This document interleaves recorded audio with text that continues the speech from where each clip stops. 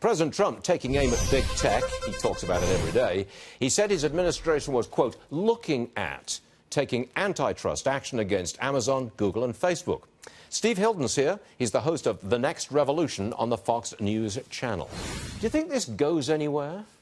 I hope it does. You want it to? We really need more competition. Look, I just believe in free markets, and free markets work when you have competition.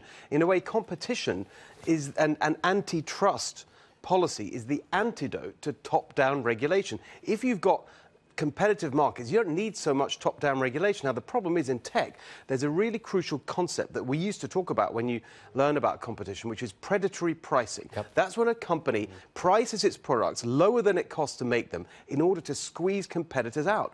The tech sector, Silicon Valley, predatory pricing is its business model. It gives the product away.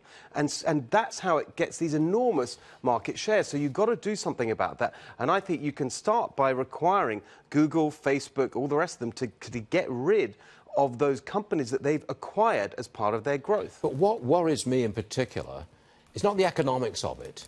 It's the fact that the guys who run Facebook and Google know absolutely everything about a couple of billion people and can direct to them what they want to see them, what they want to think about and read and view. It's frightening. It's frightening it's power. really frightening, and it's not just in terms of information.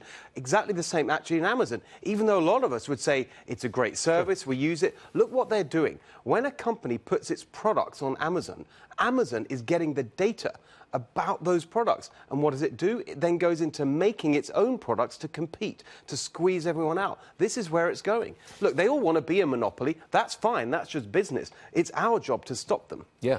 OK. Look, Facebook, they've taken down accounts because they engaged in misinformation in these accounts on the eve of the elections. But, OK, so they take them down, take out those sites. It's just whack-a-mole. That's right. Facebook cannot handle the censorship of a couple of billion posts a day. You can't do that. That's right. And again, it challenges a fundamental aspect of their model, which is user-generated content. We're just a platform. Anyone can put up what they want. But if you do that, you've got no control. And again, it does connect with the conversation about competition, because it wouldn't matter so much if it wasn't the place where most of the world's information gets shared and disseminated. If you had hundreds of Facebooks and hundreds of different social networks, it would matter less that some of them are corrupted by misinformation. You still live in California? I do. They don't like me saying these things. I bet they don't. I'm right there in the heart of Silicon Valley. And also, as I should have said at the beginning, my wife is still at Facebook. Yep. Not for long. Oh, Netflix really? next. Oh, boy. So I'll be able, when I come on and you ask me about Netflix, I'll have to do the same old thing.